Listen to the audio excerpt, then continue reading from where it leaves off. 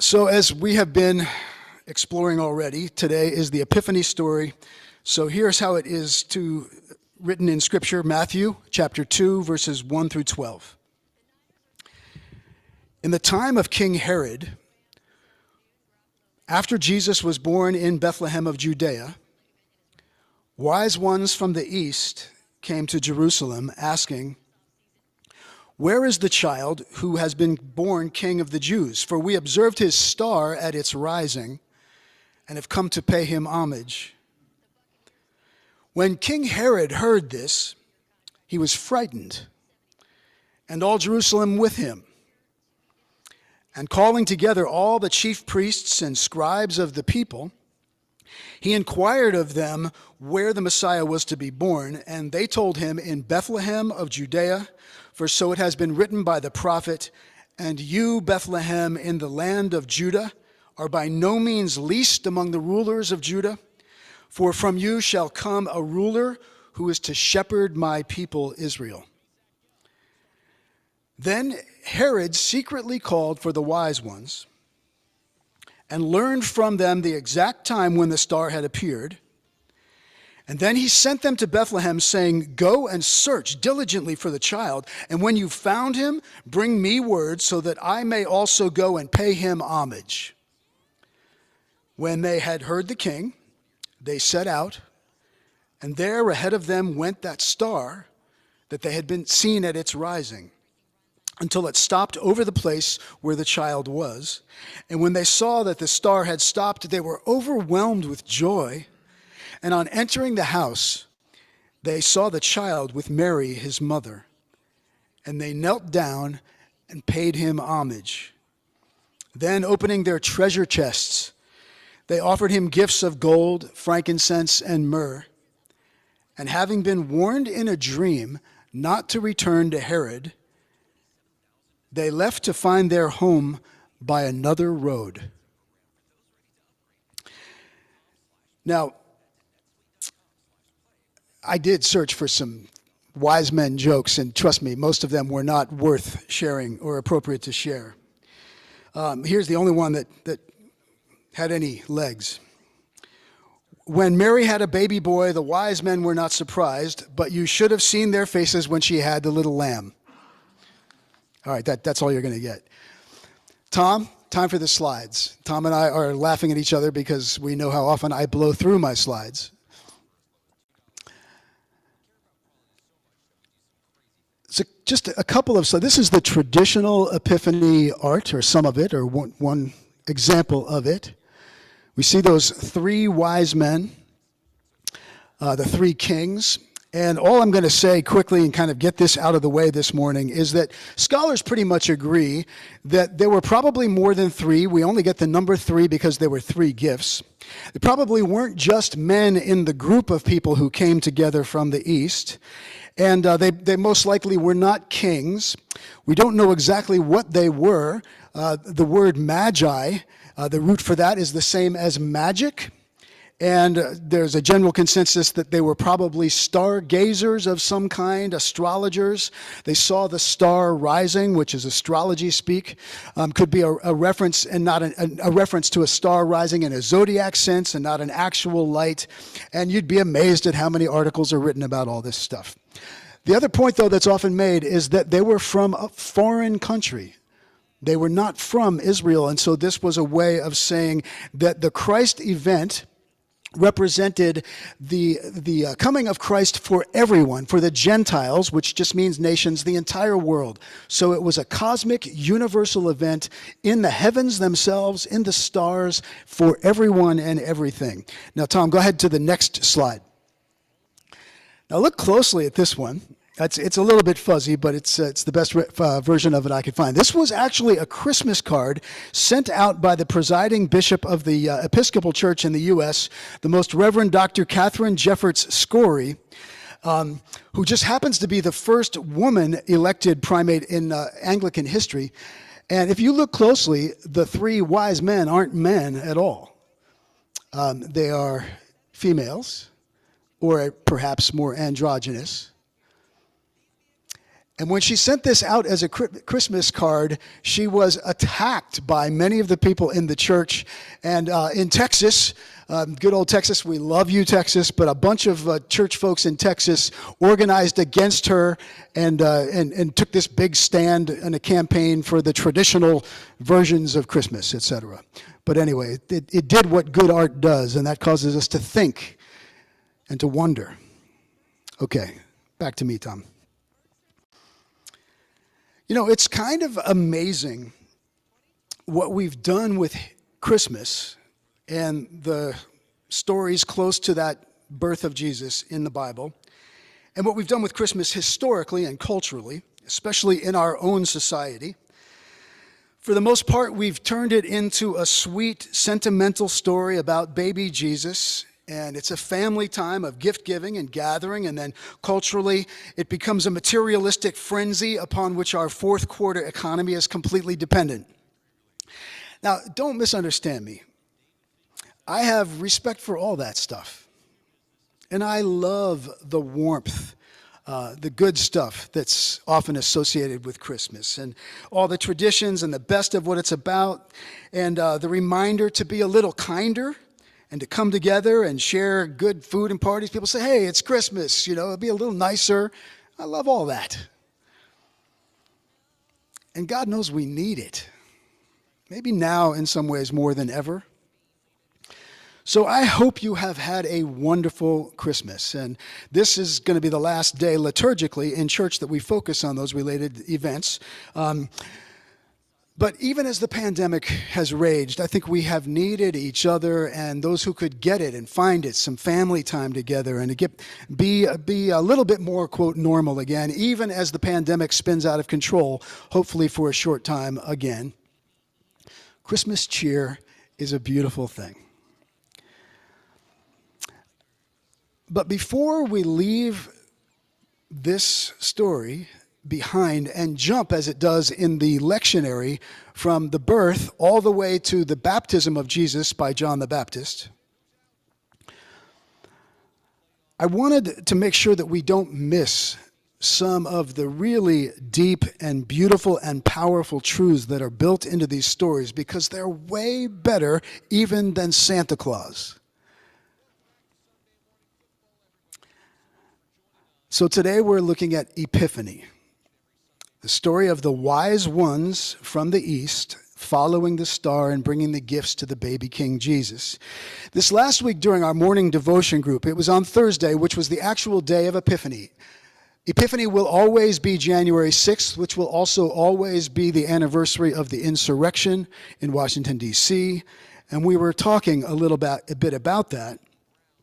And it was our own wise man, Mike Bausch, who reminded us during our morning devotions that the actual feast day of Epiphany in the church literally means a manifestation or appearance of a deity in human form, and that's what Caesar, the Roman emperor, claimed for himself. He claimed to be an epiphany of the divine.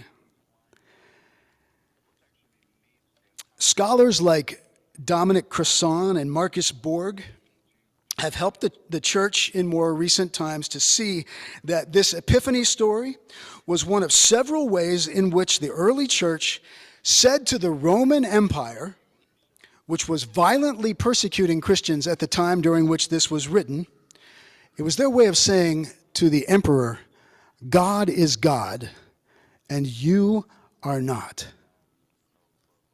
God is God and Caesar is not. And almost all of the early Christian titles for Jesus were direct usurpations of the titles that Caesar himself claimed for himself. On one of the coins, his inscription, or his image rather, was on one side, and on that side it said, Son of God.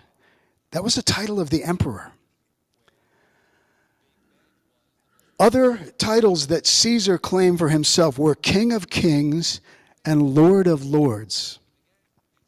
So the early Christians all over the place were saying that the oppressive imperial state, and any such state, in their day it was Rome, Despite what the emperor or the leaders may claim or think about themselves, they are not divine. They are not ultimate. They are not worthy of worship or adoration or submission or blind allegiance. Only God is God. And they were saying God has now appeared in human form, an epiphany, a manifestation of God in human form. And it's Jesus, not Caesar.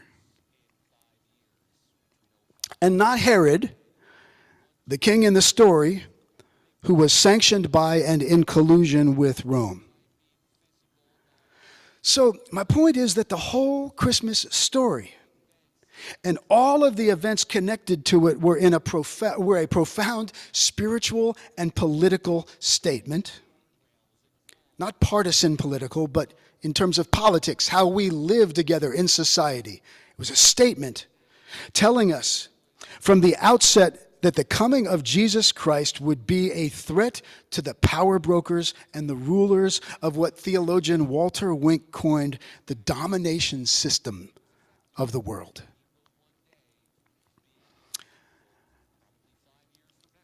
It's easy to miss that when we're so wrapped up in the beautiful sentimentality of Christmas. It's actually a radical statement. And from his birth to his death, Jesus, the Messiah, his very coming to earth, the story of his birth, and all the relevant details in those first couple of weeks of his life were a clear statement by the early church, during which they were extremely persecuted,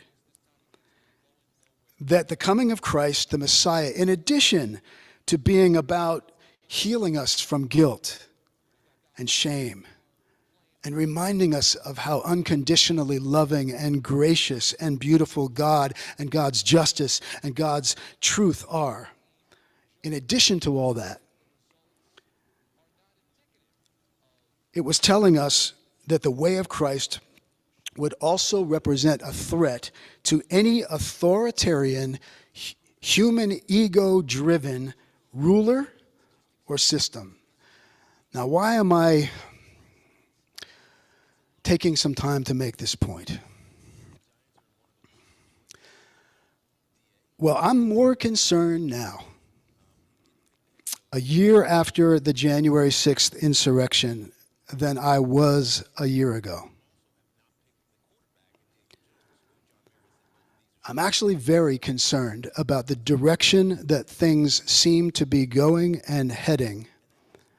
And I hope I'm wrong, but I see some storms in our not-so-distant future. And I'm not going to belabor this or get all doom and gloom on you. And if you're wondering, or if you're visiting us and you're thinking, man, of all his messages about politics or these things, no, they're not. More times than not, I'm talking about what it means to know God through Jesus in a personal way that wakes us up and reminds us of how unconditionally loved we are and sets us free, all that beautiful stuff. So come back. But I think the times now are calling for us as followers of Jesus to get very clear on just who we are and what we're about and what we stand for, what we value, and to whom or to what we will give our allegiance, because I think there are some storms coming, as I said, and I want us to be ready, not caught by surprise, so that we're responding based on the best of who we are and not simply reacting. Another way of saying it is that in times of turmoil and stress and tension, when things could go from bad to worse, it helps us and others in our lives and the world in general for us to get very clear on what home base is for us. I mean, who are we? What is home for us spiritually? morally, ethically? And how do we double down on that, especially now, and then offer it joyfully to the world? For the brief remainder of the message today, I want to focus on what the wise ones from the East did in relation to King Herod. Here's what we know. They met with Herod, not fully realizing, it seems, that Herod was an extremely insecure and paranoid leader who was constantly fearing a conspiracy against him and who was willing to do anything to anyone if he felt his authority and his power was threatened. Herod actually killed his wife and her brother and two of the sons he had with that wife because he feared they were conspiring against him. And do you know what this wife's name was? Mary. I mean, the Hebrew Miriam, just like our Miriam, Mary's mother, or Jesus' mother, Mary. The Christmas and Epiphany story all over the place was making a very clear statement to Herod and to any leader who thought he was above the law of God. And basically, they were saying through this code language, God is on to you. God sees through you. Don't kid yourself. Don't think you're going to ultimately get away with anything. As Scripture says, God will not be mocked. And you know the story. Herod actually sent them, try to be part of his conspiracy to find out where Jesus was so that he could be killed. And then God speaks to them in a dream. And in essence says, do not cooperate with Herod. Avoid him, ignore him, and take another way home. Another way home. In many ways, I think that's what we are all being called to find at this point in history. What's another way home? Back to the love that is at the heart and the root of who we are and what we stand for in this world. And I'm not going to make the connections between this story and our current reality. I'll let the Spirit and you work with that. But I want to say that I'm not without hope. Why? Well, in a nutshell, because I believe that God is with us, Emmanuel. God is still speaking to us. God's already sending us the light that we need to follow and see and understand what our forms of non-cooperation with unjust political realities will need to be. This past week, my good friend Christopher Grundy, who is a professor of preaching at Eden Theological Seminary, and we've sung Christopher's songs. He's a fantastic songwriter. And he's the dean of the chapel of Eden and in charge of their daily chapel services. And he wrote this song that we're about to hear now last week for Epiphany on last Thursday. And you'll see the connections between this song and everything. And we're going to hear it now. It's Christopher and his teenage sons singing this a cappella. And then I'll close. 1, 2, 3. Spirit, take us home by another way. Take us long way round the tyrants and their schemes. Give us strength to walk, show us dreams of a better day, and we'll pave the way with justice, going home by another way. The mountains and the hills made low, the rough places made plain.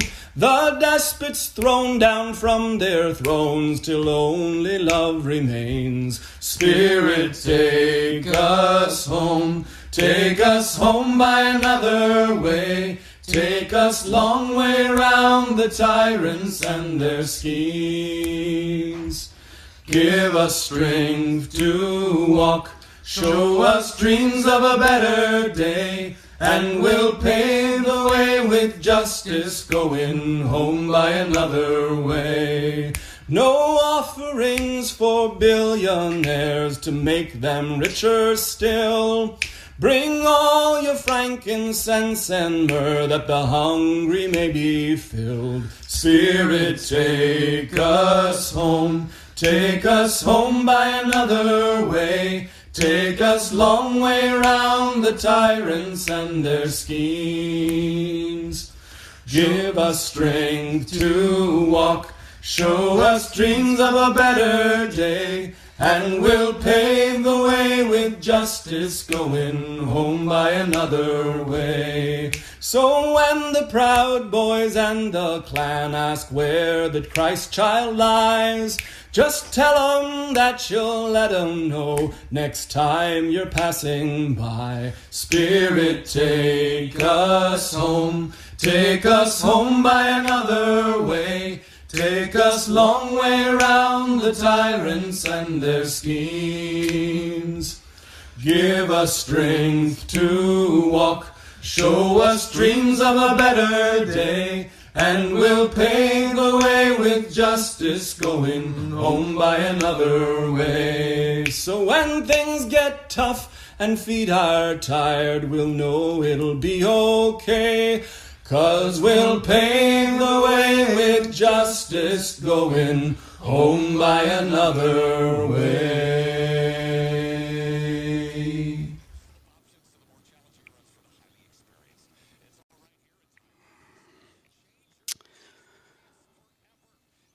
Well, I don't want to get in the way of where that song might have just taken you. I just want to note that the wise ones in this story had to make a choice.